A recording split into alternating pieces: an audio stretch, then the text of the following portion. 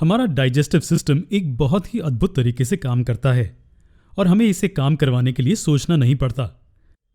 ये खुद से होता है। इसके लिए हमारा नर्वस सिस्टम जिम्मेदार है। जैसे ही हम खाना खाते हैं, डाइजेशन का प्रोसेस हमारे मुंह से शुरू हो जाता है। जैसे ही ये हमारे मुंह से गुजरता है, ये इस लंबी पाइप से गुजरता है जहां इसको छोटे छोटे हिस्सों में तोड़ा जाता है और हमारे शरीर में एब्जॉर्ब किया जाता है। और खाने को तोड़ने के प्रोसेस में कुछ डाइजेस्टिव ग्लैंड्स मदद करते हैं। रुकिए, क्या हमने कहा कि ये पूरी चीज एक लंबी पाइप है? जी हाँ, ये एक पाइप है जिसे एलिमेंट्री कनाल या डाइजेस्टिव ट्रैक्ट कहते हैं। जी हाँ, ये चीज जो हमारे मुंह से शुरू होते हुए सीधे अंत तक जाती है, सिर्फ एक लंबी पाइप है। इसका मॉडिफाइड स्ट्रक्चर हमारे शरीर की जरूरतों पर निर्भर करता है। इसे एक बलून की तरह सोचिए।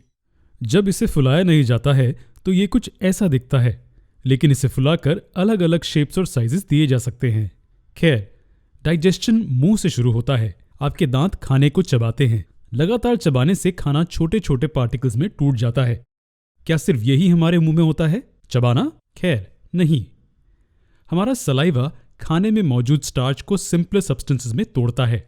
सलाइवा बोलस नामक पदार्थ बनाकर भोजन को निगलने में आसान बनाता है।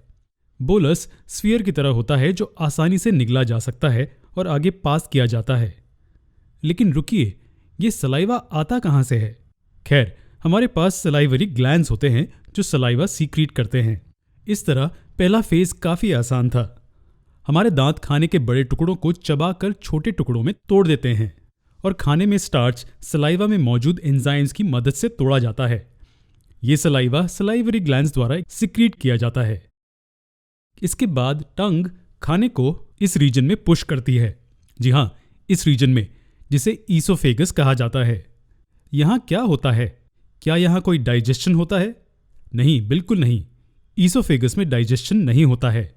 ये सिर्फ एक पैसेज है मुंह से अगले रीजन यानी कि पेट तक। खाना ईसोफेगस से गुजरते हुए पेट तक जाता है। लेकिन क्या बोलस सिर्फ ग्रेविटी के कारण पेट तक नीचे रोल होता है? जी नहीं, हमें इसे अच्छे से समझना जरूरी है। बोलस को ईसोफेगस द्वारा नीचे धकेला जाता है। जी हाँ, इस रीजन में कुछ मूवमेंट के कारण खाना नीचे पेट तक पहुंचा दिया जाता है। आपको क्या लगता है कि पेट में फिर क्या होता है? पेट में डाइजेस्टिव जूसेस खाने के साथ मिल जाते हैं और प्रोटीन पार्टिकल्स टूट जाते हैं। जी हाँ, प्रोटीन टूट जाता है। और ये डाइजेस्टिव जूसेस कहाँ से आते हैं? ये एक विशेष ग्लैंड द्वारा सीक्रेट किए जाते हैं, जिसे हम बाद में समझेंगे। हम हर एक पार्ट को अलग से बाद में देखेंगे। हमने लिवर, पैनक्रियास या दूसरे ग्लैंड्स ड्रॉ नहीं किए हैं। इन सब को हम डिटेल में अगले पार्ट में कवर करेंगे। चलिए पेट पर दोबारा आते हैं। पेट में खाने को घंटों तक स्टोर करने के लिए यूज किया जाता है और डाइजेस्टिव जूसेस की मदद से बोलस काइम में बदल जाता है, जो अगले रीजन में पास कर दिया जाता है। और अगला रीजन कौन सा है? ये रीजन जो पेट के अंत से शुरू होता है और वो यहां तक होता है, इसे हम स्मॉल इंटेस्टाइन कहते हैं। ये डाइजेस्टिव ट्रैक्ट का एक बहुत ही अहम हिस्सा है। इस रीजन में दो जरूरी चीजें होती हैं। पहले, फैट्स प्रोटीन्स और स्टार्च में तोड़े जाते हैं। ये स्मॉल इंटेस्टाइन के अंदर और आसपास मौजूद ग्लैंड्स द्वारा सीक्रेट किए गए जूसेस की मदद से तोड़े जाते हैं। दूसरा, ये पहला फेज है जिसमें न्यूट्रिएंट्स शरीर में एब्जॉर्ब किए जाते हैं। याद रखिए कि यही मुख्य कारण है कि फूड तोड़ा जाता है, शरीर में इसकी एब्जॉर्प्शन की सहायता के लिए। तो ब्रेकडाउन और न्यूट्रिएंट्स का एब्जॉर्प्शन स्मॉल इंटेस्टाइन में होता है। वो खाना जो स्मॉल इंटेस्टाइन द्वारा डाइजेस्ट नहीं होता है, वो लार्ज इंटेस्टाइन या कोलन में मूव करता है। सिवाय एब्जॉर्प्शन के यहाँ ज्यादा कुछ नहीं होता। और ये न्यूट्रिएंट्स का एब्जॉर्प्शन नहीं है।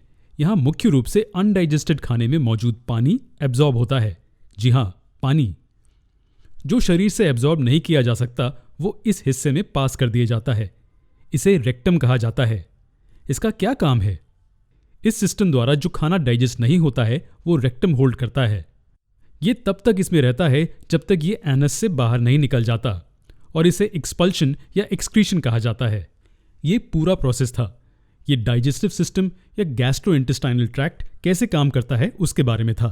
ये सब सुनने में बहुत इंटरेस्टिंग है, लेकिन जो इससे भी ज्यादा इंटरेस्टिंग है वो ये है कि अगर आपको इस सीधे एलिमेंट्री कनाल के पास खड़ा कर दें तो आप इतने छोटे दिखेंगे।